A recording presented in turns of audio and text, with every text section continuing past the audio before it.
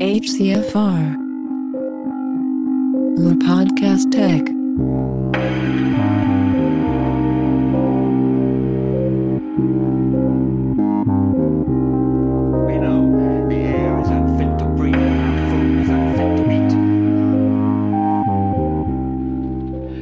Salut les amis, je suis Clément, bienvenue dans HCFR, le podcast tech version 1.4. Au programme de cette émission, le bilan de l'IFA. M'accompagne pour cet épisode Patrice alias Laric sur HCFR.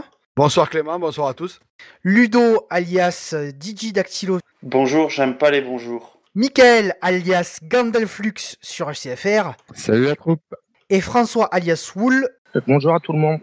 Voilà, donc pour simplifier les choses, on va découper ce podcast en 3 parties. Une première qui sera dédiée aux téléviseurs et vidéoprojecteurs. Une deuxième au home cinéma, à la hi-fi et au casque. Et enfin une dernière sur les sources. C'est parti. On commence de suite par la partie image. Donc effectivement, l'IFA, ça a été l'occasion de voir de nombreux produits des différents constructeurs, que ce soit en termes de téléviseurs ou de vidéoprojection. Donc là, ce soir, on a la chance d'avoir notre spécialiste des écrans UHD, donc François, alias Wool, qui va donc un petit peu nous parler peut-être de Panasonic, pour commencer. Sur le stand de Panasonic à l'IFA, grosse nouveauté cette année, c'était la gamme AX900.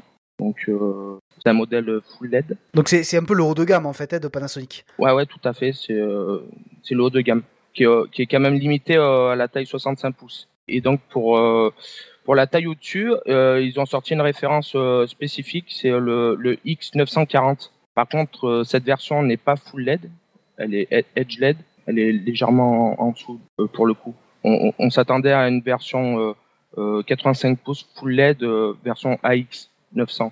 Et finalement, ils ont sorti une autre référence, quoi.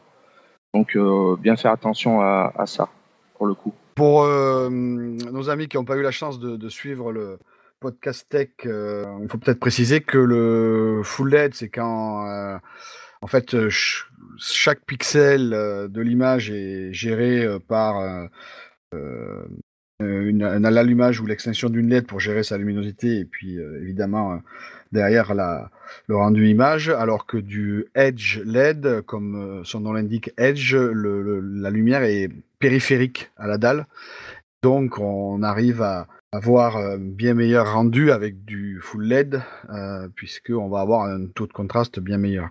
Et puis surtout sur ce type de taille, le fait de pas avoir du full LED, on risque d'avoir quand même des problèmes de clouding, c'est-à-dire de nuages sur la surface de l'écran, de nuages clairs sur des images sombres, ce qui est quand même un peu problématique, quoi. Tout à fait. Et aussi une grosse surprise sur cette gamme AX900 qui est full LED. Grosse surprise, c'est apparemment les dalles seraient équipées, ça serait des dalles IPS pour le coup. Donc c'est apparemment une nouvelle génération de dalles IPS parce que normalement les dalles actuelles IPS ont un contraste bien en dessous que les dalles actives par exemple. Avec Gandalf, on a pu voir dans une salle dans le noir, on a pu faire la comparaison entre le ZT60 et le X900 et franchement il y avait pratiquement pas du tout de différence au niveau contraste.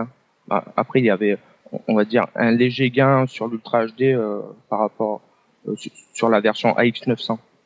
D'accord. Et au niveau des noirs, la comparaison, elle était... C'était pas flagrant. Pourtant, on était vraiment proche des écrans et il y avait pratiquement pas de différence. On voit très bien que la technologie LCD a vachement évolué. D'accord, ouais. Donc en fait Panasonic est en train plus ou moins de respecter le contrat qu'il avait plus ou moins acté quand il avait dit qu'il mettrait fin à ses séries plasma, qui était donc effectivement de réussir à avoir des noirs aussi profonds avec sa gamme LCD qu'avec sa gamme plasma, quoi, ce qui est quand même rassurant quelque part un petit peu. Tout à fait, c'est ce qu'on avait d'ailleurs pu voir à l'IFA et effectivement on espère que tout ça va arriver sur le marché pour enfin remplacer nos plasmas. Ouais. Et puis surtout en attendant l'OLED, puisque chez Panasonic l'OLED se fait quand même attendre en écran commercialisable rapidement. Ouais, ils savent le faire, mais pour l'instant il n'y a rien d'annoncé. Et bon, ça devrait arriver en même temps que Sony.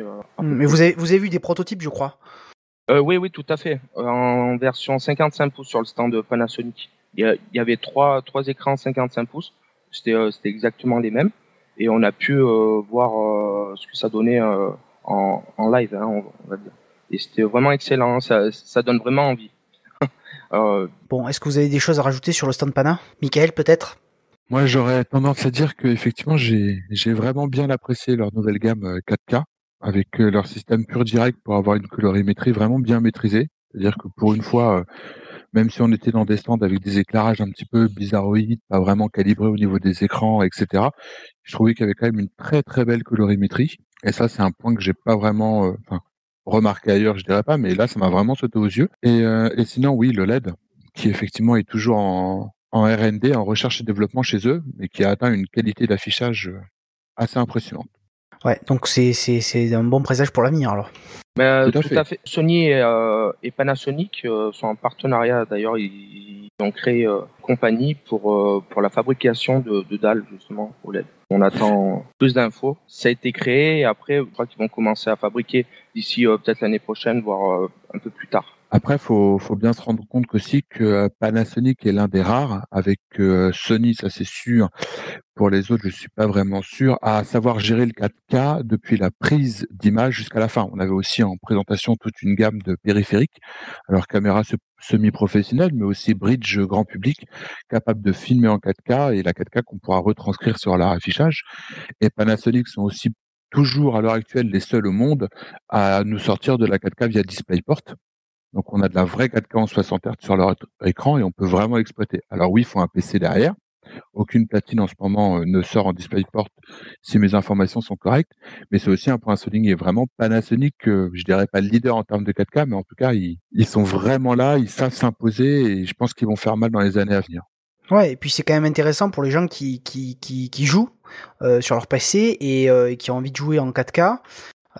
Sur un écran d'aussi grande taille, et c'est intéressant aussi de voir que la possibilité offerte aux joueurs de pouvoir profiter un maximum du 4K via PC et les écrans Pana, quoi. Donc ça, c'est quand même un gros point positif. Mais tout à fait. En règle générale, ouais, chez Panasonic, ils proposent une large gamme d'écrans réactifs qui permettrait de jouer au jeu sans pouvoir avoir de lag. Et je crois d'ailleurs qu'il y avait une démo P-Cars, il me semble.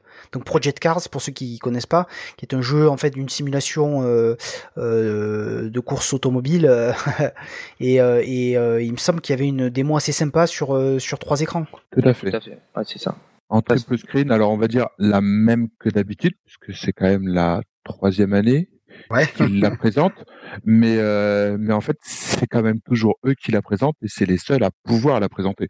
Aucune autre marque d'écran n'est capable de nous sortir un simulateur comme ça en triple screen en vrai 4K. Ouais. Et ça va jusqu'au bout, c'est que même par exemple pour ceux qui veulent des petites caméras par exemple pour faire du sport ou des choses comme ça, tous leurs derniers modèles sont en film en 4K 60 Hz. Pareil quoi, c'est le genre de produit qui est vraiment grand public et qui montre bien que on peut exploiter intégralement leur écran sans avoir besoin d'une source tiers qu'on attend toujours. Effectivement, chez Panasonic, aucun écran commercialisé pour l'instant n'est incurvé.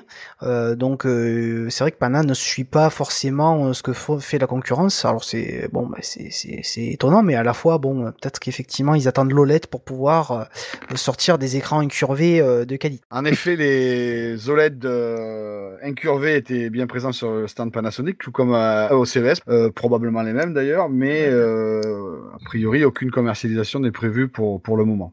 Bon, on va passer peut-être chez Sony maintenant.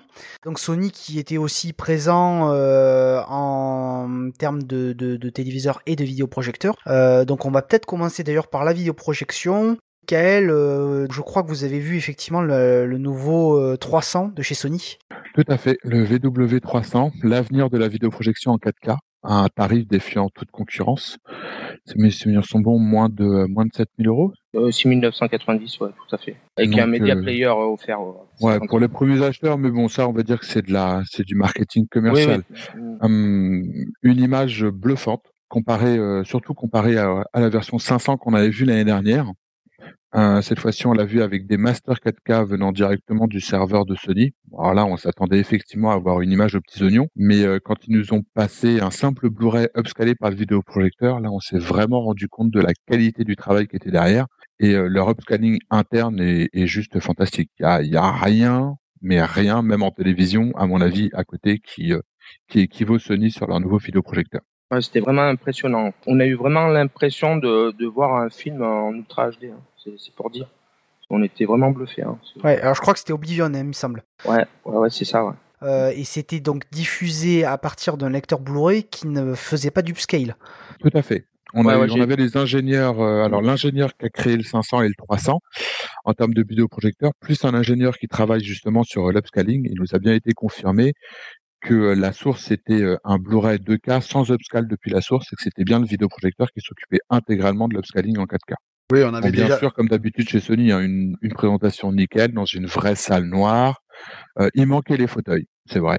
Il manquait les fauteuils, mais on avait du son, on avait une superbe image, un très bel écran. Donc, vraiment, ils mettaient en valeur leurs produits. Et rares sont, alors je suis pas allé au CES, donc peut-être que Ludovic et Patrice pourront nous en dire plus sur les présentations qu'il y avait là-bas. Mais nous, à l'IFA, en tout cas, pour les années où j'y vais, très très rares sont les présentations de vidéoprojecteurs dans ces qualités-là.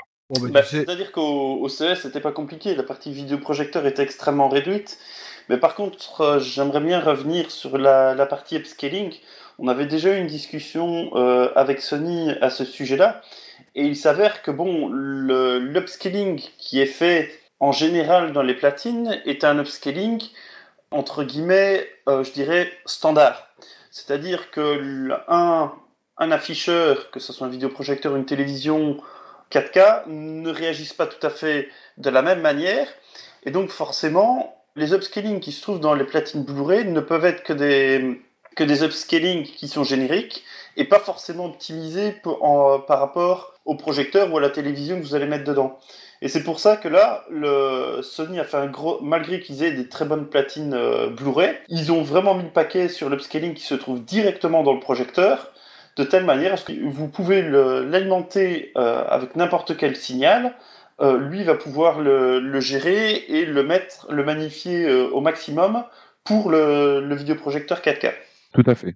Il est fait sur mesure pour ce qui va t'afficher, alors que dans les autres cas, il est fait pour pouvoir passer sur n'importe quel type d'afficheur. D'ailleurs, pour tous ceux qui ont des vidéoprojecteurs et des platines Blu-ray Sony, Sony officiellement déconseille ouvertement d'utiliser l'upscaling qui se trouve dans leur platine Blu-ray lorsqu'ils ont un écran ou un vidéoprojecteur Sony, mais plutôt d'utiliser les systèmes d'upscaling directement présents dans les diffuseurs. C'est ce que je fais actuellement sur mon X9005B, une TV Sony 4K. Et donc je désactive l'upscaling de mon ampli et je reste donc sur un signal 1080p. Et le téléviseur s'occupe automatiquement de faire la mise à l'échelle en Ultra HD. J'ai essayé l'upscaling depuis mon ampli et depuis la télé, et on va dire c'est la télé qui l'emporte largement. Donc pas besoin de se casser la tête, vous branchez votre platine Blu-ray sur la télé, et c'est la télé qui s'occupe de tout. Et d'ailleurs, en parlant de télévision, alors qu'est-ce que vous avez vu comme nouveauté chez Sony ? Sony, d'ailleurs je parlais du X9005B, donc un même produit, sous référence S9005B, qui est une version courbe. Donc apparemment, au niveau hardware, équipement, c'est exactement pareil. Il y a juste donc le design courbe qui change. Et il y a aussi les haut-parleurs. La différence entre les deux modèles, sur le X9005B, c'est donc un son beaucoup plus fin pour regarder les films ou voir écouter la musique. Et sur la version courbe S9005B, c'est un son beaucoup plus englobant pour le home cinéma ou le gaming, par exemple. Et ces deux modèles ont un caisson sans fil en option aussi, qui est pas mal. J'ai vu le S9005B dans une salle à part avec le caisson et c'est vraiment formidable. Hein. C'est génial. Une super image, super son, c'est vraiment impressionnant. Pour rappel, Sony avait mis le paquet effectivement sur ces téléviseurs de cette série-là, sur le son. Bon, peut-être alors au détriment ou pas, hein, ça dépend des goûts, hein, mais de l'esthétique de la dalle. Tous les retours qu'on a eu semblent quand même relativement positifs sur la qualité audio de ces téléviseurs-là. Et en termes de must, le vaisseau amiral de chez Sony, c'est la référence X9505B. C'est une version 85 pouces qui est full LED cette fois-ci, parce que les autres sont Edge LED. Là, nous avons un full LED. C'est vraiment le top en termes de design, de conception, en termes d'LCD, c'est vraiment le produit phare qu'il y a sur le marché. En dessous des OLED, bien sûr. Est-ce que vous avez vu d'autres choses chez Sony en termes d'image qui étaient intéressantes? C'est vrai que c'est vraiment les trois produits. Les trois produits, c'est le X9005B, le S9005B, le vaisseau amiral, le X9505B en version 85 pouces. Et après, pour finir en projection, le VW300. Hein. En termes d'image, c'est vraiment ce qu'il y avait de mieux. Est-ce qu'il y avait des prototypes OLED chez Sony? Non, Sony travaille dessus, mais ne présente pas. Sony ne présente que quand ils sont sûrs à 200% que ça plaira. Ils ne veulent surtout pas qu'on puisse estimer qu'il y a un défaut quelque part. Ce qui est tout à fait louable, d'ailleurs. Donc nous les verrons quand ils se sentiront prêts de nous les montrer. On va maintenant passer à Epson, puisque Epson c'était l'un des seuls constructeurs à fabriquer quasi exclusivement des vidéoprojecteurs en termes d'image présents sur le salon. Oui, on regrettera l'absence de JVC côté image, puisqu'ils étaient présents, mais ils ne présentaient rien au niveau de la vidéoprojection. Ben, c'est pas compliqué en fait. Déjà en général, ils réservent toutes leurs nouveautés pour le CEDIA. Et si jamais il y a quelque chose à l'IFA, c'est caché et ultra secret. Et cette année, c'était pas compliqué. Ils avaient rien du tout à montrer pour la bonne et simple raison qu'ils renouvellent pas leur gamme. Il n'y a aucune nouveauté chez JVC. Alors fondamentalement, on se rend compte que là maintenant, Sony commence un peu à caracoler en tête sur le 4K. Il commence à prendre quand même, je vais dire, de l'expérience dans la production, parce que bon, au départ, il y a quand même de gros soucis pour industrialiser ça à des prix corrects, garder un niveau de qualité ultra élevé en diminuant les prix. Là, Sony commence clairement à entamer la diminution des prix tout seul, alors qu'ils sont fondamentalement sans concurrence. Donc là, pour les autres tels que JVC, ça va être très dur de raccrocher le train sur le thème de la 4K. Ok, ouais. Il va falloir encore un petit peu attendre avant d'avoir les nouveautés chez JVC, quoi. Au moins un an. Donc on revient à Epson du coup. Alors Epson qui était présent avec plusieurs vidéoprojecteurs et notamment des vidéoprojecteurs pour les jeux. Alors peut-être on va commencer avec ça. Quel? Qu'est-ce que vous avez vu chez Epson Chez Epson, on a vu le dernier 720p de leur gamme. Ceux qui veulent un vidéoprojecteur à tarif ultra bas, c'est le moment d'y aller, parce que on nous a bien confirmé que ce serait le dernier. Et à côté de ça, on a le 5200, qui lui donc est orienté gaming. Donc en fait, ils renouvellent leur gamme de l'année dernière qu'ils avaient démarré. Donc 3D, Full HD et gaming, avec donc une latence a priori plus faible. Des démonstrations de gaming, on n'a pas vraiment pu y participer parce que quand on a visité Epson, le stand n'était pas intégralement fini. Mais effectivement, quand j'y suis repassé le dimanche, les gens étaient en train de jouer et en discutant à gauche à droite, les personnes trouvaient ça très correct et fort intéressant pour jouer. Alors est-ce que c'était après des personnes qui avaient déjà l'habitude de jouer en vidéoprojection ou est-ce que c'était pour le fun du salon? Je suis pas allé plus loin malheureusement par manque de temps. Mais il est toujours intéressant de voir qu'il y a au moins une marque qui va dans cette direction-là, le jeu sur Home Cinéma, et je trouvais ça plutôt pas mal. Normalement, on aurait dû voir le 9002, qui est déjà sorti. Déjà, c'est un produit qu'on connaît bien, mais pareil, on n'a pas eu le temps finalement. C'est un peu dommage parce qu'apparemment, il est équipé d'un nouveau firmware qui devrait sortir d'ici peu. Mais bon, on aura certainement des retours dès qu'il sortira via le forum. Hein. Et dernière chose chez Epson, alors un vidéoprojecteur qui n'était pas présent sur le salon mais qui a beaucoup fait parler de lui. Nous ne l'avons pas vu à l'IFA, on n'en était d'ailleurs pas informé, mais c'est vrai qu'à notre retour de l'IFA, le CEDIA a démarré et donc deux nouveaux vidéoprojecteurs laser. Pas vraiment 4K, un petit peu à la sauce JVC dans leur série pseudo 4K, mais avec des traitements vidéo qui paraissent fort intéressants. Donc je crois que Ludovic a beaucoup plus d'informations que nous. En fait, ces projecteurs-là sont des héritiers de projecteurs qui avaient été lancés il y a quelques années et qui ont dû être arrêtés. En fait, Epson avait lancé les projecteurs R2000 et R4000 qui étaient en fait proches des projecteurs faits à l'époque par Sony.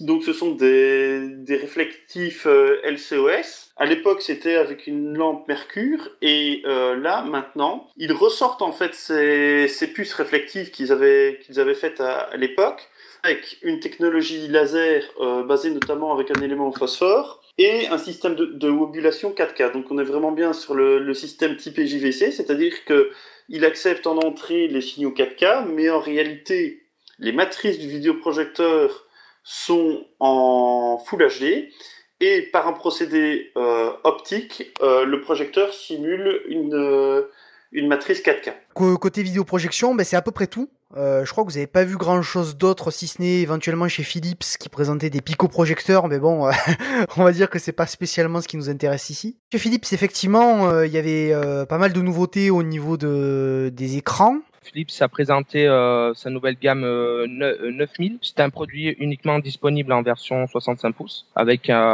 toujours un système Ambilight. On a pu avoir une petite démo dans une salle avec tout plein d'écrans équipé d'Ambilight justement, au milieu de la salle avec un jumper qui permettait de couper et d'activer l'Ambilight sur toutes les télés. C'était vraiment pas mal. Ouais, et puis ils intègrent aussi un système de synchronisation avec leurs fameuses ampoules.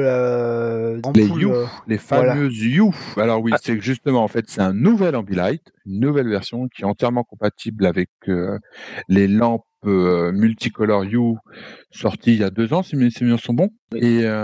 Et donc, en meilleure colorimétrie, qui gère aussi la différente teinte de vos murs. Si vous n'avez pas des murs exactement blancs, vous aurez quand même un beau bleu ou un beau rouge, par exemple. On nous a pas détaillé techniquement comment ça fonctionnait, mais c'est vrai que c'est assez bluffant sur des murs qui étaient un petit peu taupe clair. Ceux qui sont pas dans le design, taupe clair, c'est un marron clair. En fond, les rouges étaient vraiment rouges. Et ça fait un peu bizarre. On se demande comment est-ce qu'ils arrivent à faire ça. C'est l'écran qui traite ça, donc il prend la couleur du mur et par rapport à ça, il fait un traitement et après il retranscrit sur les lampes. Et d'ailleurs, on peut brancher jusqu'à une 50aine de lampes. Dans le salon, couplé à l'Ambilight, ça doit être vraiment super, quoi. Ouais, immersif, quoi. Ah bah ouais, carrément. Et autre nouveauté sympa chez Philips, les écrans intègrent tous un système Android. Alors ça, c'est la grosse surprise. En effet, c'est que pour une fois, façon de parler, mais on a un constructeur d'écran qui ne travaille pas sur un OS intégré propriétaire, mais qui se base sur de l'Android. Donc, toutes vos applications achetées sur votre téléphone Android, Play Store est accessible depuis votre télévision et c'est vrai que c'est vraiment bluffant. Bon, à côté de ça, ils ont aussi une autre particularité, c'est qu'ils ont quand même ce qu'ils appellent quad-core et hex-core intégrés dans leur téléviseur. Comprenez un CPU 4 cœurs et un CPU 6 cœurs pour traiter toutes les informations. On n'a pas vraiment eu pareil d'autres. Enfin, moi en tout cas, je n'étais pas avec la personne qui était plus orientée technique, donc j'ai pas eu plus d'informations là-dessus. Mais voilà, on peut jouer. Ouais, on peut brancher n'importe quelle manette, sauf la manette PlayStation.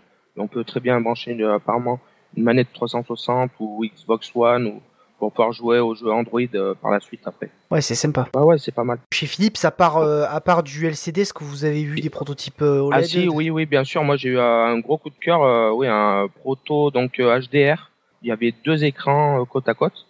Donc un écran classique et puis un autre écran qui diffusait du HDR. C'est une collaboration avec Dolby. Ils ont aussi un nouveau système pour leur micro-dimming qu'ils ont appelé micro-dimming premium, qui accroît encore les performances du micro-dimming sur les dalles. Alors nos amis techniques pourront nous expliquer un peu plus. Patrice. Oui, donc comme on l'a vu vous l'a expliqué lors du podcast Tech 3 sur la technique, le micro-dimming, en fait, une technologie qui va permettre de gérer puissance lumineuse des LED qui alimentent le système en lumière de façon localisée sur une zone qui contient du noir dans l'image, par exemple, évidemment, et à laquelle on va baisser la luminosité de cette zone-là, donc une zone de 2, 3, 5, 8 cm², selon les procédés, et qui va permettre d'accentuer le contraste intra-image. Voilà. Et le micro-dimming, évidemment, c'est une surface qui est encore plus réduite. L'idéal étant qu'on puisse arriver à carrément piloter une seule zone, limite un seul pixel, mais bon, on verra ça dans quelques années. Du coup, on va peut-être avant de passer aux mastodontes que sont Samsung et LG, on va peut-être passer aux constructeurs qui sont peut-être un peu moins connus du grand public. Alors, il y avait plusieurs constructeurs présents sur place, on va pas parler de tout le monde, mais grosso modo, il y avait Haier, Hisense, Lowe et TCL. On va plutôt se concentrer sur 2. Alors, on va commencer par Lowe, qui présentait un magnifique écran incurvé. Alors, Lowe, ils sont très connus pour leurs écrans ultra design. Oui, c'était d'ailleurs le courbe, c'était un 65 pouces, c'était le masterpiece Donc je demandais sur le stand s'ils allaient sortir le produit. Ils attendaient des retours de la part des visiteurs. Pour l'instant, ils savent pas s'ils vont le sortir. Par contre, du coup, j'ai pu faire le tour de tous les produits. Donc cette année, ils vont proposer 3 gammes. Les 3 gammes seront Ultra HD. Il y aura un entrée de gamme Art avec 3 tailles. Il y a le Connect aussi avec 3 tailles. Et le référence, le haut de gamme avec une barre de son intégrée à l'écran. Selon les gammes, on a plus ou moins de petites options qu'on rajoute et forcément le prix va augmenter selon les options qu'il y a ou pas. Concernant l'équipement, on est vraiment bien équipé pour l'avenir. On est équipé de connecteurs HDMI 2.0, compatible HDCP 2.2. Il y a un OS propre à la marque aussi, qui permet une personnalisation via Favori sur l'OS. Je précise toutefois que ces gammes sont annoncées, qu'elles devraient sortir à la fin de l'année. Et pour l'instant, c'est pas vraiment mis à jour sur le site internet. Donc, par contre, on a toutes les infos sur le forum en section écran 4K.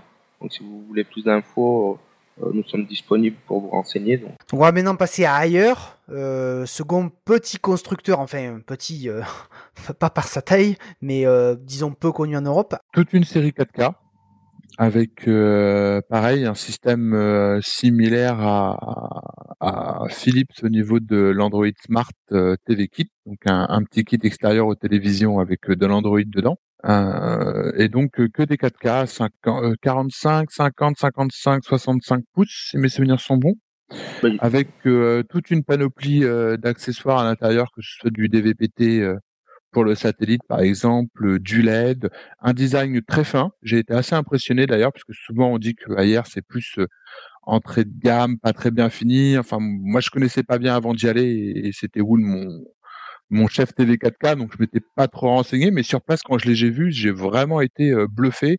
Une très bonne qualité de fabrication, j'ai trouvé des aluminiums bien faits, bien collés, des belles dalles, une belle 4K. Donc vraiment très surpris, et Ouais, encore des une produits fois, bien finis, quoi. oui, Ouais. oui, vraiment.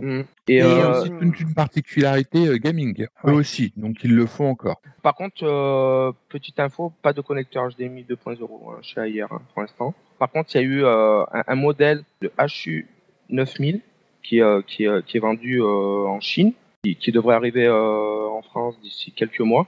Et la particularité, c'est qu'on peut le faire évoluer tout comme Sony, via un boîtier. Cette fois-ci, c'est pas un boîtier déporté, mais c'est un boîtier qu'on retrouve derrière l'écran. Donc, si on veut le faire évoluer au niveau connectique, hardware, il suffira juste de changer ce boîtier-là pour le faire évoluer. Donc, j'ai trouvé le principe plutôt pas mal. Donc, à suivre vraiment de près, quoi. Passons au mastodonte Samsung qui avait un stand magnifique avec une espèce de structure. Je vous conseille d'aller voir les photos qu'on a mis sur le topic dédié qui sont beaucoup plus parlantes. Samsung qui présentait pas mal de matériel avec effectivement du courbe, bien sûr, mais pas que. Alors du coup, François, qu'est-ce que tu as vu? Courbe, il y a le 7002, le 7005 et le haut de gamme, le 8005. Samsung présentait aussi une démonstration 4K de Netflix. Si la 4K qu'on me présente, c'est la 4K que Samsung nous a présentée via Netflix à l'IFA, j'achète pas. Je vous le dis tout de suite, comparativement à la 4K upscalée de Sony, par exemple, c'est le jour et la nuit. Il y a une perte en qualité assez énorme. Donc, espérons que ce soit pas du live, et que ce soit pas vraiment ce qu'on va avoir via nos connexions internet et nos différents abonnements Netflix, parce que j'ai été très très déçu. On a eu un départ de House of Cards et ça valait pas de la 4K. Clairement, Ouais. il n'y avait pas de piqué. L'image est belle, soit un peu plus belle que du 1080p, mais on est très très loin de la 4K, et pour moi ça a été la belle surprise, parce que justement, pour une fois, on pouvait le voir, et un gros choc, parce que je m'attendais à beaucoup mieux de la part de Netflix. Je crois qu'on en parlera un petit peu plus tard, mais c'est effectivement un des soucis de la 4K. La différenciation est quand même, pour l'instant, extrêmement difficile. Et Samsung quand même proposait aussi la présentation de pas mal de prototypes OLED, il me semble. Il y avait quand même un modèle courbe commercialisé, 105 pouces. C'est le S9W, donc quand même vendu 120 000 euros, donc pas pour tout le monde. Par contre, c'est vrai que c'est vraiment un chouette produit, vraiment une grosse claque. Hein. En proto, on a eu le droit à peu près la même version que ce produit, mais en flexible. Donc via la télécommande, on peut passer en mode courbe ou bien en mode normal. Ça avait l'air d'être sympa, donc un système motorisé, il me semble. Ouais, c'est ça. Par contre, pas d'annonce. Pour l'instant, c'est qu'un prototype. Et on a eu le droit aussi sur le stand, on a vu un prototype d'écran LCD 8K aussi. Ah, ça, c'était la claque chez Samsung. TV 8K 98 pouces, vraiment bluffante de définition.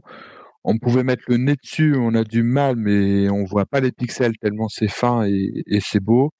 Et leur sample d'images qu'ils nous présentaient était vraiment bien tourné. On était dans un magasin avec plusieurs vitrines, une vingtaine de vitrines de magasins avec des vêtements, des gens qui se baladent, etc. Plusieurs étages en plus. Ouais. Et plusieurs étages et des petites loupes qui viennent zoomer sur des parties de l'écran. Et oui, on avait du détail jusqu'au petit lampadaire halogène qui est au fond du magasin pour montrer telle ou telle chose. C'était vraiment bluffant. Ouais, c'est impressionnant. Ouais. On sait d'ailleurs que la NHK travaille directement sur de la 8K et effectivement, ça peut être prometteur, même si c'est quand même du domaine du prototype. Petit bémol sur celui-ci, puisque c'était effectivement strictement le même qu'au CES, avec la même vidéo qu'au CES. Est-ce que vous avez d'autres choses à rajouter sur Samsung? Ah oui, Samsung nous sort une série d'écrans pour ordinateur. Série professionnelle avec une gestion de la couleur, pour le coup, extrêmement bluffante. Ils nous avaient même sorti un éclairage LED pour qu'on ait la couleur, un éclairage le plus neutre possible pour bien différencier la couleur de l'écran et du fond qui était présenté. Et une série aussi incurvée en 4K et en 21/9. Voilà, intéressant de voir encore une fois que dans l'informatique aussi, la 4K arrive et on a droit à des beaux moniteurs. Ouais, ben Ils oui, sont c'est sûr. rares, donc à préciser. Hein. Tout ça du UHD, par contre rien, je crois, pour les gamers. Alors, j'ai pas souvenir, non, qu'on ait eu. Il y avait un 31 pouces en 4K, ça oui, en série Pro avec DisplayPort pour envoyer du 4K. Mais je n'ai rien vu typé gaming, mis à part leur Smart TV avec toutes leurs applications au niveau de leur OS télévision. On va maintenant passer à LG et terminer la partie image avec LG. Alors LG bien sûr c'est l'un des constructeurs qui a le plus développé ses gammes ces derniers temps, puisque c'est le seul à commercialiser aujourd'hui des écrans OLED. Bon alors effectivement on vient de parler de ce Samsung à 120 000 €, mais du moins c'est le seul à commercialiser des écrans OLED à des prix on va dire accessibles. On va commencer par ces séries OLED. François, qu'est-ce que tu as vu qui t'a vraiment marqué? Le gros coup de cœur, ça a été le 77 pouces, le C980. Donc, il sera vendu à 20 000 € à peu près. Donc ça a été vraiment la claque magistrale. Et par contre, il propose aussi une version 65 pouces, le EC970, qui sera proposé apparemment à 6 000 €. Donc c'est 1 000 € de plus que le Pana AX900 en version 65 pouces. Donc c'est vrai que là, pour le coup, LG lance un pavé dans la mare en termes de prix et de technologie. D'une part, c'est les seuls à proposer du OLED UHD et d'une autre part, à un prix défiant toute concurrence. Il me tarde de voir les premiers tests de ces écrans-là. Ouais. De ce que vous avez vu sur place, est-ce que l'image vous a semblé quand même magnifique ou? Moi j'ai vu franchement aucun défaut, rien du tout. C'était pourtant j'ai collé vraiment mon nez à 2 cm. C'est vraiment parfait. C'est de tout point de vue contraste, réactivité. Alors encore une fois, c'est clair que LG a frappé un gros coup à l'IFA au niveau des télévisions, parce que effectivement leur mur d'OLED incurvé 4K en 77 pouces est comme le dit Wool, bluffante. Et vraiment, on se demande d'ailleurs pourquoi est-ce que les autres marques ne sortent pas de l'OLED, parce que quand on regarde ça, on se dit bah oui, la technologie est là, elle est mature, les noirs sont noirs, mais on n'a rien de vu plus noir. On se demande comment est-ce qu'on va réussir à faire nos calibrations colorimétriques avec ça, parce que c'est bluffant. Le blanc vous brûle la rétine tellement il est blanc. On a l'impression de regarder le soleil de face un plein après-midi d'été, et pas de problème de travelling, en tout cas sur les démonstrations qu'on a eues. Alors peut-être effectivement que leurs vidéos sont beaucoup meilleurs que nos Blu-ray à nous, donc à voir après sur du matériel, on va dire en termes de sources, un peu plus abordable et surtout des sources qu'on est capable d'avoir, parce qu'on n'aura jamais leur sample de présentation, mais pas de problème de travelling ni rien, vraiment une image magnifique. LG, eux, ont déjà pris un temps d'avance sur la concurrence en proposant déjà des écrans OLED dont on sait que la technologie a de grosses qualités au niveau de l'image, mais qui a aussi malheureusement quelques défauts. L'un des principaux défauts de l'OLED, ça reste la durée de vie de la LED organique. Et LG, eux, ont une 4e LED organique à l'intérieur de leur télé qui leur permettent justement de prolonger la durée de vie de la couleur bleue. La spécificité de leur écran, il est là. Ouais, c'est une LED blanche en plus. Mais par contre, si quelqu'un doit acheter un OLED, je conseille de quand même prendre une bonne extension de garantie, au cas où, pour être tranquille. Parce que pour l'instant, on n'a pas trop de retours. Méfiance tout de même, mais bon, ça reste quand même un super produit. Si on regarde les différents salons qu'on a fait, si on regarde donc l'IFA d'il y a 2 ans, le CES, l'IFA de cette année, chaque fois sur l'aspect présentation d'écran et image, dans l'absolu, quand on fait le mix de toutes les technologies, chaque fois il y a quelque chose de spécial qui se passe chez LG. Parce qu'ils ont vraiment la techno, que ce soit par exemple au niveau OLED ou 4K, qui fait la différence. Et là, c'est vrai que bon, il faudra voir les retours au niveau durée de vie, mais ils frappent très fort. Mais après, LG, ils frappent très fort sur tout. Ils frappent très fort sur leur dalle 4K IPS. Ils frappent très fort sur leur courvet 21/9. Ils frappent très fort sur leur OLED. Ils sont là sur toutes les gammes de types de marché qu'on peut avoir en ce moment au niveau de la télévision, et ils sont vraiment là. Il n'y a rien en prototype, tout est là et tu peux tout commander tout de suite. Alors oui, il y a des tarifs effectivement pour certains produits, mais en tout cas, ils sont là sur toutes les gammes. D'ailleurs, c'est le constructeur qui propose le plus de références en Ultra HD. Sur l'entrée de gamme, il y a peut-être 2-3 gammes. Après, en milieu de gamme, c'est pareil. Après, on a du haut de gamme en LCD. Et après, le très haut de gamme part sur le OLED. Je crois qu'il y a à peu près plus d'une dizaine de gammes. Ouais, donc c'est pas mal. Et puis même d'ailleurs, je crois, Michael, ils ont pas mal investi aussi des écrans PC. Ah, tout à fait. On a pu voir en live leur dernier né, le 21/9 pseudo 4K. Parce que c'est pas de la vraie 4K, c'est du 1440p en hauteur. Et on a vu la nouvelle référence qui va sortir incessamment sous peu en incurvé. Et ils ont aussi toute une gamme plus orientée professionnelle d'écrans informatiques réellement en 4K. Et oui, voilà, encore une fois, ils sont là. Ils sont vraiment là partout. De la picoprojection qui nous intéresse pas vraiment pour gros hommes cinéphiles, mais qui peut toujours être sympathique, à l'ordinateur, en passant par la télévision et comme on disait tout à l'heure, que ce soit de la 4K, des dalles IPS, de la colorimétrie en hardware. Ils sont sur tous les marchés et ils sont là avec des très très bons produits. J'aurais une question pour nos 2 spécialistes qui sont partis à l'IFA, et notamment en particulier François. Oui. On a beaucoup parlé d'écrans qui quand même sont relativement chers, alors que globalement la 4K tend cette année à commencer tout doucement à se démocratiser. Alors si aujourd'hui on devait, si un acheteur disait je veux mettre un budget de 2500 € pour un écran, François, vers quoi tu les orienterais? 2500 €, je partirais sur un 55 pouces. Chez Sony, certainement. Le X9005B. Il embarque vraiment tout. Le son, un upscaling vraiment exceptionnel. Je veux dire, c'est un produit vraiment accompli. On a pu le voir sur tous les tests mondiaux parce qu'il a été vraiment testé de partout dans le monde et il a eu vraiment des bonnes notes de partout. Donc, personnellement, si je devais investir 2500 €, je les investirais dans le 55 pouces, je pense. À l'heure actuelle, les marques chinoises ne sont donc pas une option à considérer, surtout pour des questions d'électronique qui sont pas forcément au même niveau. On peut peut-être partir sur un produit chinois, bon. Mais bon, c'est vrai qu'on regarde un Blu-ray et que toutes les minutes il y a l'image qui décroche, c'est vrai que c'est pas top. Pour moi, en termes de fluidité, c'est vraiment chez Sony. C'est Sony qui traite le mieux cette partie-là. Pour terminer sur la partie image, c'est vrai que du coup il y a de plus en plus de produits qui sont incurvés. Alors on en avait un petit peu parlé lors de l'émission précédente.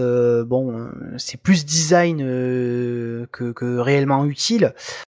Sauf éventuellement dans les très grandes tailles, mais bon, voilà, à quel tarif aussi? Quand tu prends un 21 neuvième 105 pouces 5K d'IPS avec une barre de son Harman Kardon sur le dernier LG, l'incurvé, tu prends une claque. Hein. Pour profiter pleinement du courbe, il faut vraiment monter sur des grosses tailles. Tu peux très bien dire que ça sert à rien. Ouais, oui. Ça sert à rien, mais d'un autre côté, par exemple, quand ça sert à rien sauf dans des grandes tailles. On les TV qui sont mises dans un coin, c'est un peu sympa parce que tu gagnes de la profondeur. Oui, en empattement, oui. Bien sûr, mais en fait, il faut vraiment partir sur des grosses tailles.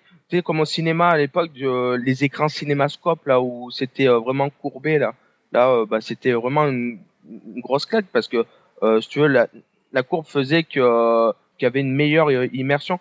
C'est vrai que au niveau de l'image, ça va apporter rien du tout. C'est juste du design. Je crois qu'on le disait déjà à l'époque du CES, mais pour moi, clairement, le courbe est là parce que ça permet de rajouter un certain intérêt et soulever l'œil du visiteur et éventuellement de l'acheteur, parce que la techno le permet, l'OLED permet de faire, et même l'OLED dans certains cas, on l'avait vu notamment chez Samsung, de faire des écrans courbes, et donc on fait des écrans courbes. Est-ce que c'est utile?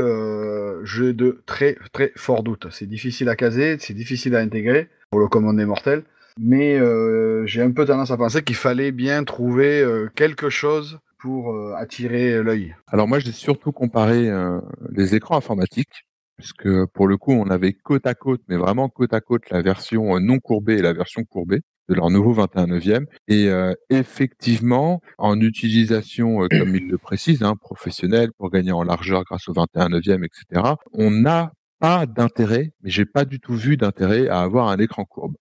Par contre, là où j'ai été bluffé, c'est quand on commence à travailler sur 3 écrans. Là, le fait que la dalle soit beaucoup plus proche du rebord et qu'on a un écran courbe, ça vous donne vraiment une immersion phénoménale dans ce que vous faites. Pour la télé en elle-même, toutes les télés courbées que j'ai vues, très jolies, mais effectivement, pour moi en tout cas, aucun intérêt. Et de l'avis de certaines agences commerciales, marketing, qui nous ont fait des visites, c'est aussi principalement effectivement un terme de design. La personne va choisir entre une dalle plate ou une dalle courbe, suivant comment est-ce qu'elle veut aménager son intérieur. On joue un petit peu sur le fait que c'est plus immersif, que c'est plus facile à caser, etc. Mais on joue surtout énormément sur le design du pied, sur toute cette partie-là qui va à côté et qui fait plus le côté objet plaisir que technologie vraiment révolutionnaire. Ouais, donc au niveau de l'image, il y avait quand même pas mal de choses à cette IFA, même si bon, forcément, il n'y avait pas de grosses annonces particulières. Ce qui par contre est pas le cas côté son, puisque on a une grosse annonce du côté de chez Panasonic, puisqu'on a appris qu'ils réinvestissaient désormais sur la marque Technics, une grande marque historique de hi-fi, que beaucoup de hi-fiistes voient comme un vrai retour aux sources. Sur ce point, Ludo, tu peux nous en parler un petit peu plus? En fait, Technics, avec les grands regroupements au niveau de l'électronique, étaient un peu tombés dans l'oubli, mais tous ceux qui ont déjà, je dirais, 30-40 ans, se souviennent des pures merveilles qu'ils ont faites dans le passé. On pensera notamment forcément aux platines vinyles, qui avaient une réputation phénoménale. Et cette marque, qui était un peu tombée dans l'oubli, avait été rachetée par Panasonic. Et aujourd'hui, on a la chance qu'ils nous ressortent la marque Technics, mais vraiment très orientée, très haut de gamme. Les appareils qu'ils ont déjà présentés, donc grosso modo, il y a un petit système à 4 000 € et un système à 40 000 €, mais ils vont étoffer la gamme par la suite. Ces deux systèmes présentent tous les deux des technologies extrêmement avancées, que ça soit au niveau des électroniques avec des systèmes d'amplification semi-digitaux, que ce soit au niveau des haut-parleurs avec des systèmes assez complexes de haut-parleurs coaxiaux. Alors là, pour l'instant, on a principalement vu deux systèmes à l'IFA, mais il y a fort à parier que dans les mois qui suivent, on ait l'occasion de les voir, notamment en France, présenter d'autres produits de la gamme. D'ailleurs, à ce sujet, une chose qui n'est pas anodine, c'est que Panasonic, pour relancer la marque Technics, va faire un focus principalement sur l'Europe. Une fois n'est pas coutume, parce qu'en général, c'est le genre de choses qui sont lancées, par exemple, aux États-Unis, et là, Technics va vraiment s'orienter principalement vers les consommateurs européens.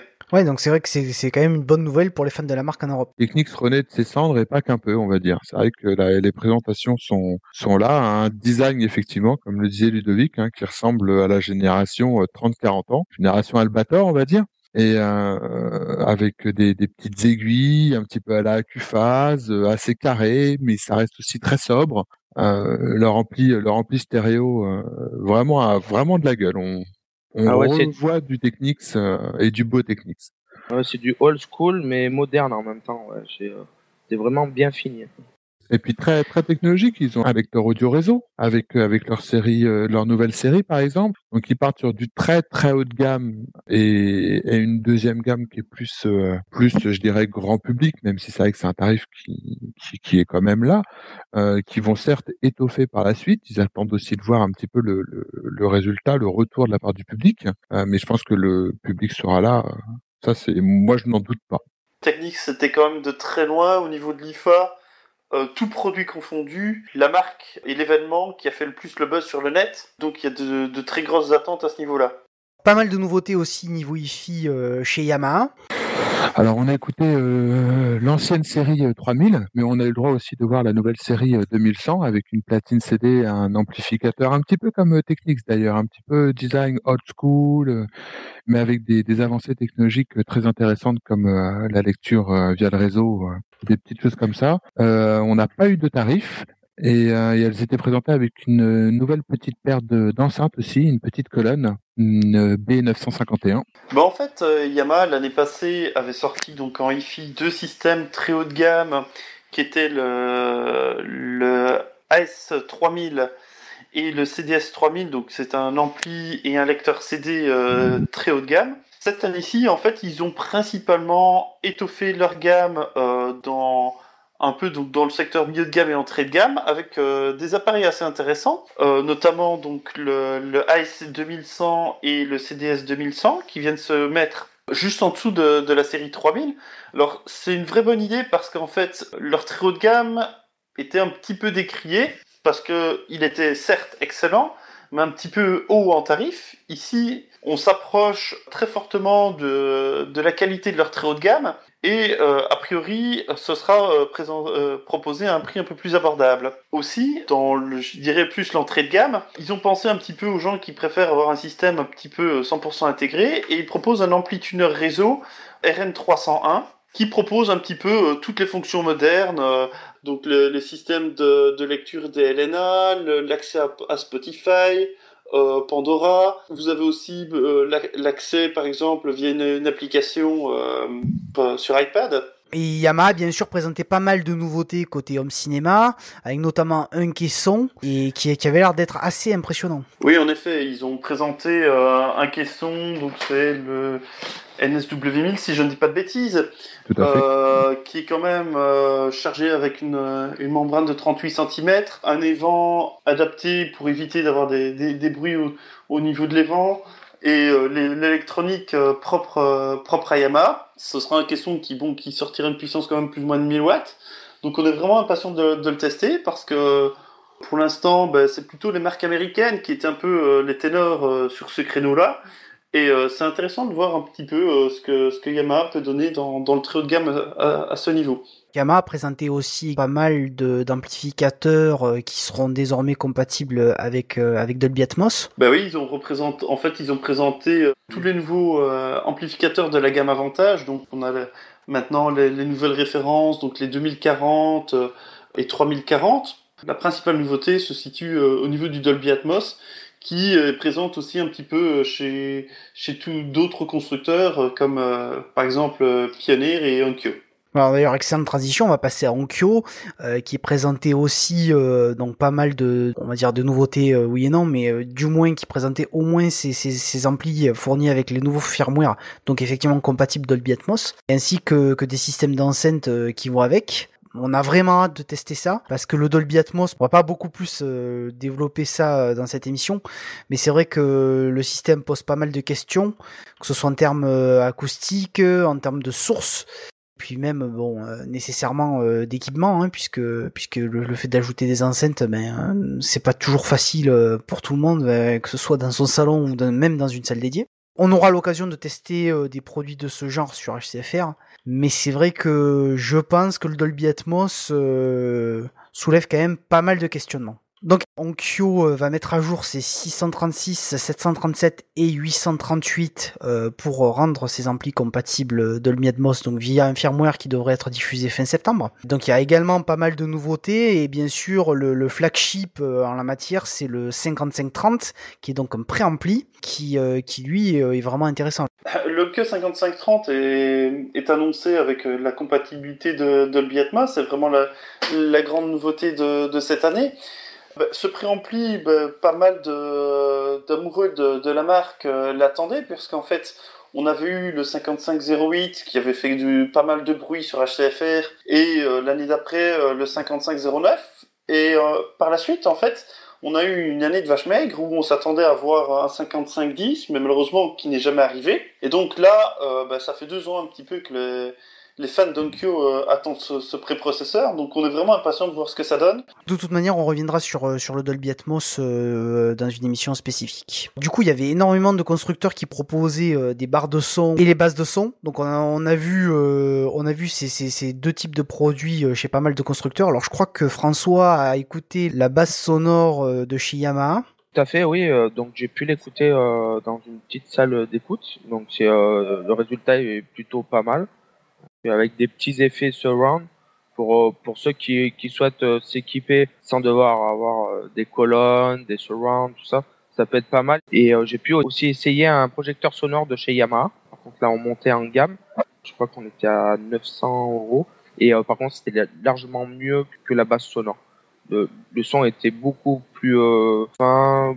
Globalement, c'était mieux. Et puis il y a aussi Sonos qui est quand même un peu le leader sur le marché, qui a annoncé la possibilité qui est quand même assez intéressante de passer par son propre réseau Wi-Fi pour pouvoir connecter ses enceintes dans différentes configurations, différentes pièces. Et ça, c'était quand même assez intéressant.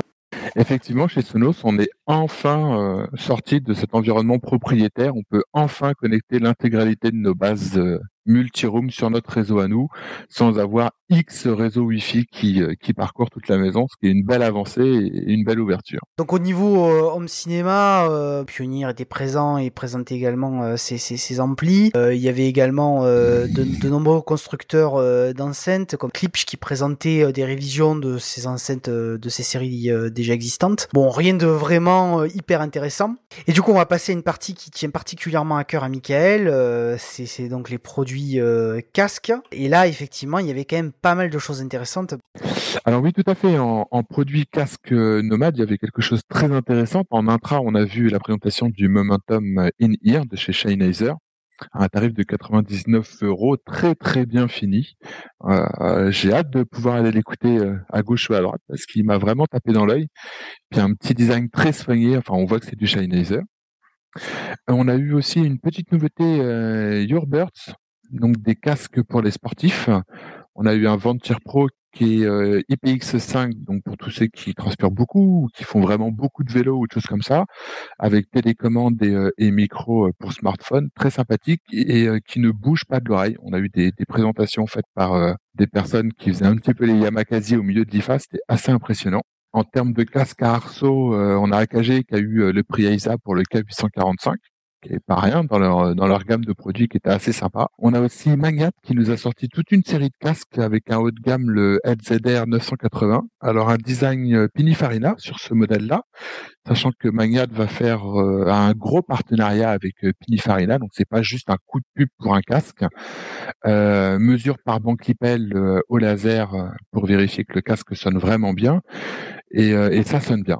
Pour un tarif de 299 €, ça semble se battre avec les autres de la même gamme. À voir au calme, à la maison, bien sûr, comment ça se passe, hein. Vous imaginez que dans un salon, il y a quand même un petit peu de brouhaha tout autour. Donc ça pourrait être pas mal. Et à côté de ça, on a eu 2 grosses surprises. On a Onkyo qui nous sort un DAC portable, le AH200, et qui sonne, pour le coup vraiment bien. J'ai branché mon petit Shure 1540 dessus. Vous savez que je pars toujours à l'IFA avec un bon casque dans mes bagages, et j'ai été bluffé. J'ai un Ibasso des Discobra à la maison que j'utilise tout le temps, et là je me suis pris une petite claque en termes de DAC portable. Et la grosse claque que je me suis pris, alors là je remercie le monde de l'amplification et des DAC pour casque, c'est Pioneer qui nous sort le U05. Alors en fait il est sorti il y a quelques mois, mais je ne le connaissais pas. Il était présenté à l'IFA, double entrée optique, double entrée coax, des sorties XLR, tout ce qu'il faut. Un DAC de compétition, une amplification qui voudra d'un HD 800 sans aucun problème. Là, ils ont fait très fort. Ouais, eh ben là tu nous as fait un magnifique résumé. D'ailleurs, on va pouvoir enchaîner avec la partie source, et justement en restant chez Pioneer, puisque Pioneer a quand même présenté pas mal de nouveautés, que ce soit au niveau des lecteurs Blu-ray ou des lecteurs multimédia. Bah oui, Pioneer, ils étaient un petit peu attendus parce que dans le passé ils avaient sorti la LX 91 qui était à l'époque avec la Sony S5000 parmi les meilleures platines qui soient pour le Blu-ray. Et ici, fort un petit peu des modèles qu'ils avaient sortis l'année passée, ils ont décidé de refrapper dans le très haut de gamme en ressortant un nouveau lecteur qui s'appelle le LX88. Lecteur qui propose tous les raffinements actuels, et notamment un upscale 4K des Blu-ray. Et il est vraiment optimisé aussi pour tout ce qui est rendu au niveau stéréo, avec un DAC très haut de gamme. Et au niveau des lecteurs multimédia? Alors, l'année passée, pas mal de gens d'HCFR, au travers du salon de casque, avaient pu découvrir la passerelle réseau N50. Pioneer nous présente donc leur nouveau lecteur réseau, les N50A et les N70A. Principalement, comme différence qu'on a entre ces deux lecteurs, c'est que le N70 propose une partie DAC un peu plus avancée et des sorties symétriques. Partie source, en fait, finalement, les constructeurs sont un peu dans l'expectative finalement de la finalisation du Blu-ray 4K. Alors forcément, c'était un peu on cherchait tous un petit peu l'information à ce niveau-là.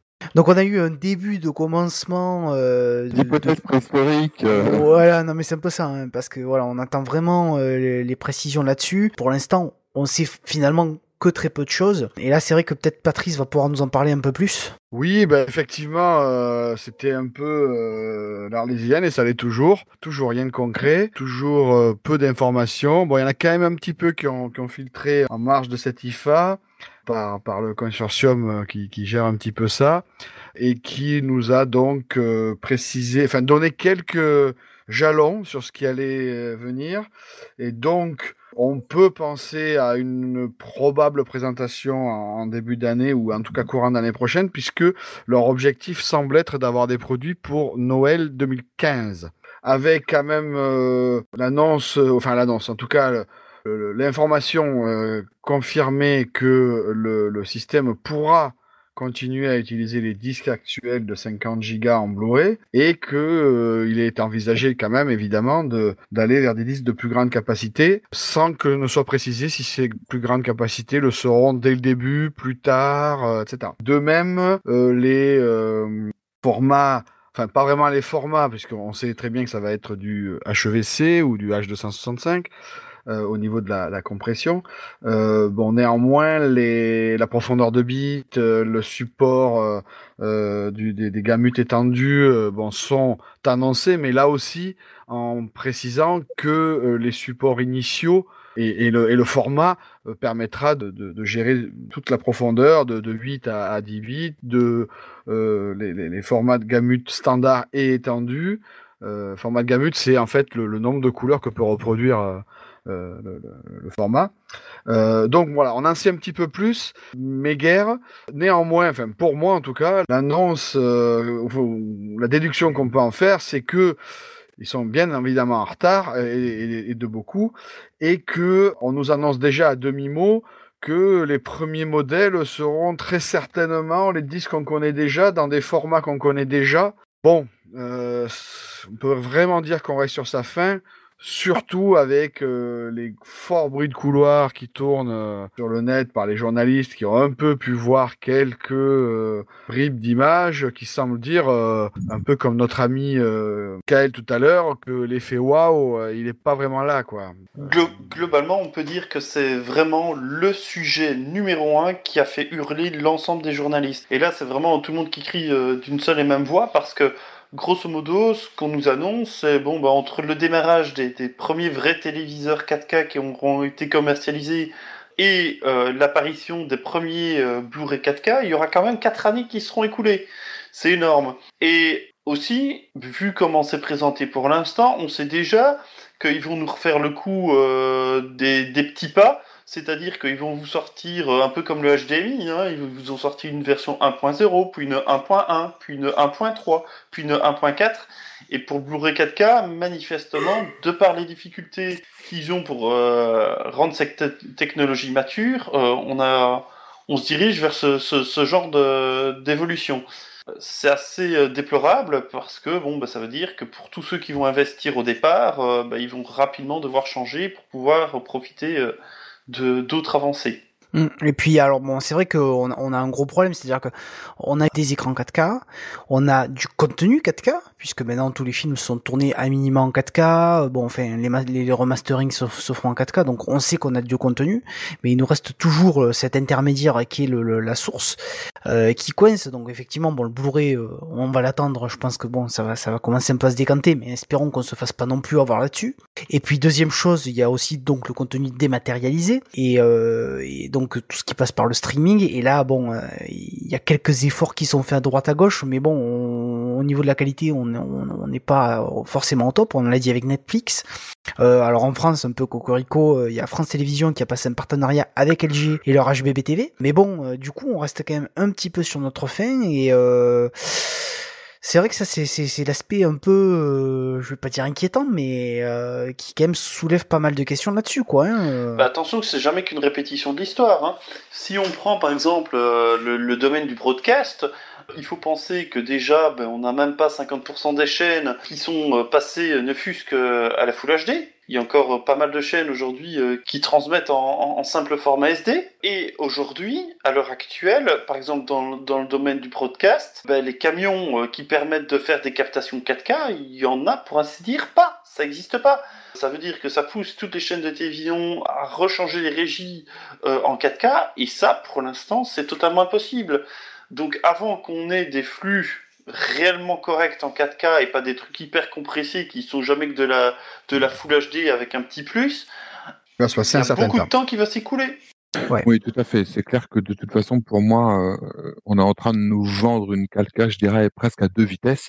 D'une part, parce que les informations qu'on a actuellement sous-entendent que on aura de la 4K basse qualité, avec simplement 8 bits en termes de colorimétrie. On ne sera pas obligatoirement d'avoir du 10 ou du 12 bits, donc comme le Blu-ray de maintenant. En termes de qualité visuelle, on nous dit que ça va se passer via les réseaux de TNT et les réseaux de streaming Internet, et que ça sera de la 4K comme celle d'un support physique. Sincèrement, j'y crois pas du tout. Enfin, sauf si vous avez tous une connexion double gigabit en fibre optique à la maison, je vois pas comment est-ce que vous allez pouvoir passer tout ça. Donc, quand est-ce qu'on aura la 4K qu'on nous présente? Sincèrement, pour moi, pas à Noël 2015. Hein. Ouais, c'est sûr. Et tout en sachant qu'au niveau source et diffuseur, il va aussi falloir, si on veut traiter, je vais appeler ça de la vraie 4K, mais de la 4K haut de gamme en tout cas, il va falloir des puces de traitement tout autres que ce qu'on en a actuellement. Et il est à parier que toutes les machines vont être à changer. Ouais, et puis ce qui est pas du tout rassurant, c'est qu'effectivement le conglomérat qui gère les licences Ultra HD en Europe ont déterminé des caractéristiques pour nécessaires pour avoir le label UHD en Europe, et les caractéristiques proposées sont quand même vraiment c'est à la baisse, hein. Ah oui, c'est-à-dire que là c'est même limite pitoyable, c'est-à-dire qu'on nous sort un format Ultra HD européen qui n'a de ultra que le nom, quoi. C'est-à-dire le nom et le nombre de pixels. Et le Mais nombre la de qualité de pixels, ces nombres de pixels-là, c'est-à-dire qu'on est sur du HDMI 1.4, on est sur du 8 bits, etc., etc. Enfin, je pense que c'est même pas la peine d'épiloguer. Ça n'a ni queue ni tête. Ça ressemble d'ailleurs un petit peu au format, enfin à l'époque de la sortie de la HD où on avait encore des 720 qui étaient dits HD et d'autres qui étaient des Full HD. Donc on avait du HD Ready, du Full HD. Enfin, c'était n'importe quoi. Et heureusement, ça a vite disparu. Ben là, on est en train de refaire un petit peu la même chose. Donc on aura du Ultra HD qui est pas vraiment du Ultra. Bref, c'est déceptif. On a fait le tour pour tout ce qui concerne les sources, donc on va maintenant passer à la conclusion. Donc c'est simple, ça va être un coup de cœur et un coup de gueule pour chacun d'entre vous. Alors on va commencer par toi François. Alors quel est le produit qui vraiment, ou le produit ou l'annonce qui t'a vraiment marqué lors de cette IFA? En termes de TV, c'est au niveau des TV OLED de chez LG. Donc c'est des produits qui vont arriver d'ici peu, avant la fin de l'année. J'attends donc qu'ils sortent pour avoir un petit peu plus de retour, voir les premiers tests, tout ça. Il me presse de pouvoir voir tout ça de plus près. Ok. Et mon coup de gueule, forcément, on en a parlé, ça a été le Blu-ray 4K. Je m'attendais à avoir ne serait-ce qu'une petite annonce caractéristique. On a eu quand même des infos, mais du moins j'étais quand même à la conférence Sony et je m'attendais à avoir quand même quelque chose à la conférence. Mais bon, tant pis, il faudra attendre encore, patienter encore quelques mois, malheureusement. Voilà. Et pour toi, Michael? Alors moi, mon coup de cœur est un coup de cœur audio. C'est clairement l'ampli casque de chez Pioneer, le U05. J'aurais bien eu un coup de cœur le VW300 de chez Sony, mais on attendait tôt ou tard un descendant de la série 500, donc c'était pas vraiment quelque chose d'inattendu. Là, Pioneer, c'est complètement inattendu et ça tape très fort, un petit peu comme Technics. Donc ça, ce serait pour un gros coup de cœur. Et mon gros coup de gueule, cette 4K. Cette 4K qui n'est pas de la 4K, qui est à moitié officialisée. Sony a sorti un monstre, le Blu-ray. Et contrairement à Philips et le CD, j'ai l'impression qu'ils savent pas le tenir, qu'ils savent pas le faire ancrer dans les ménages de tout le monde. Donc que Sony se bouge un petit peu, que la Blu-ray Corp se bouge un petit peu et qu'il nous fasse quelque chose de correct. Alors à toi Ludo. Moi, clairement, le coup de cœur, c'est vraiment Sony qui s'est vraiment engagé dans un projecteur 4K vraiment bien fini, avec leur VW300. En audio, franchement, ce que j'aime vraiment bien, c'est les petites platines de chez Pioneer, hein, la N70. Je suis impatient de pouvoir la voir et un peu la tester. Je suis assez curieux à ce niveau-là. Et alors, aussi le caisson chez Yamaha, leur nouveau caisson qui a l'air très intéressant. Et le coup de gueule, c'est le coup de gueule un peu de tout le monde.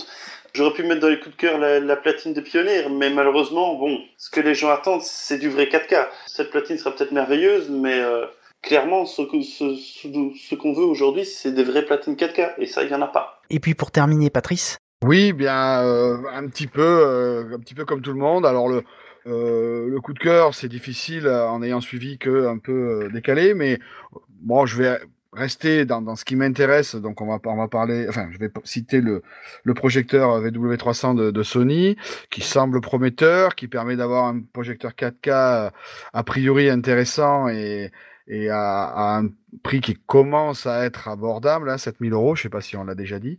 Donc ça, c'était quand même un point intéressant. Puis les coups de gueule, j'en aurais beaucoup, mais on va déjà dire une première chose, c'est que pour avoir eu la chance de faire le CES avec notre ami Ludovic il y a 9 mois maintenant, en début d'année, on reste quand même bien sur sa faim parce que il y a quand même extrêmement peu de nouvelles choses, notamment côté image. Alors certes, il y a beaucoup de 4K, mais c'est pratiquement ce qu'on avait déjà vu, à quelques détails près qu'on a évoqués, heureusement. Mais je sais bien que les constructeurs ne peuvent pas renouveler leur gamme en permanence, mais là, il y avait quand même de l'attente sur cette 4K, sur l'OLED, sur ces écrans, et puis on était quand même un petit peu déçus de revoir quasiment image pour image les démos ou voire même les stands dans certains cas qu'on avait pu voir il y a pas mal de temps. Et bien évidemment, notre ami UHD 4K, l'Arlésienne, je l'ai dit tout à l'heure, qui n'est pas là, semble se profiler avec une première version un petit peu au rabais, et voilà, et c'est vraiment dommage pour nous, amateurs d'images, de pas avoir accès à ça, alors qu'on pensait quand même que 2014 serait la bonne année. Voilà les amis, c'était HCFR, le podcast tech version 1.4 spécial IFA. Merci de nous avoir écoutés jusqu'au bout. On se retrouve le mois prochain pour un nouvel épisode. Merci Ludovic, Michael, Patrice et François d'avoir participé à cet épisode. Et à très vite. Merci. Merci, à bientôt. Salut. Salut.